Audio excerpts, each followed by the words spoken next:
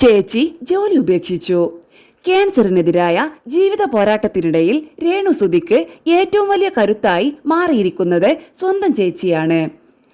ആശുപത്രി വരാന്തകളിലും ചികിത്സാ മുറികളിലും വേദന നിറഞ്ഞ ഓരോ ദിവസങ്ങളിലും രേണുവിനെ ഒറ്റയ്ക്ക് വിടാതിരിക്കാൻ സ്വന്തം ജോലി പോലും രാജിവെച്ചാണ് ചേച്ചി കൂടെ നിൽക്കുന്നത്. ജീവിതത്തിൽ പലരും ഒപ്പം നിൽക്കാമെന്ന് പറയാറുണ്ട്.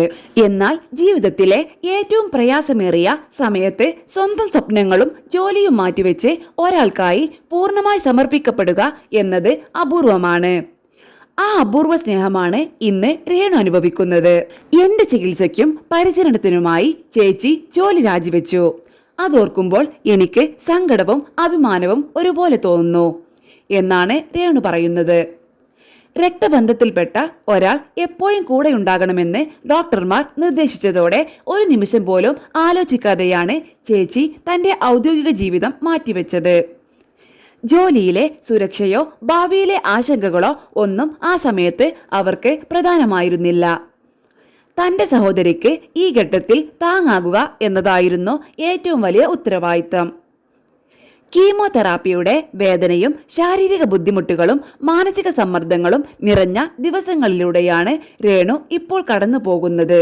എന്നാൽ ഓരോ വേദനയിലും കൈപിടിച്ചു നിൽക്കുന്ന ചേച്ചിയുടെ സാന്നിധ്യം രേണുവിന് വലിയ ആത്മവിശ്വാസമാണ് നൽകുന്നത്.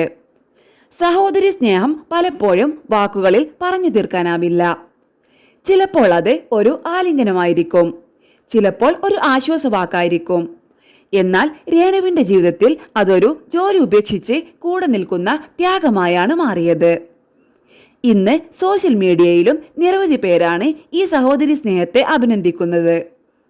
കാരണം രോഗത്തെ നേരിടാനുള്ള മരുന്നുകൾ ഡോക്ടർമാർ നൽകുമെങ്കിലും രോഗിയെ ജീവിക്കാൻ പ്രേരിപ്പിക്കുന്ന കരുത്ത് പലപ്പോഴും കുടുംബത്തിന്റെ സ്നേഹത്തിൽ നിന്നാണ് വരുന്നത്.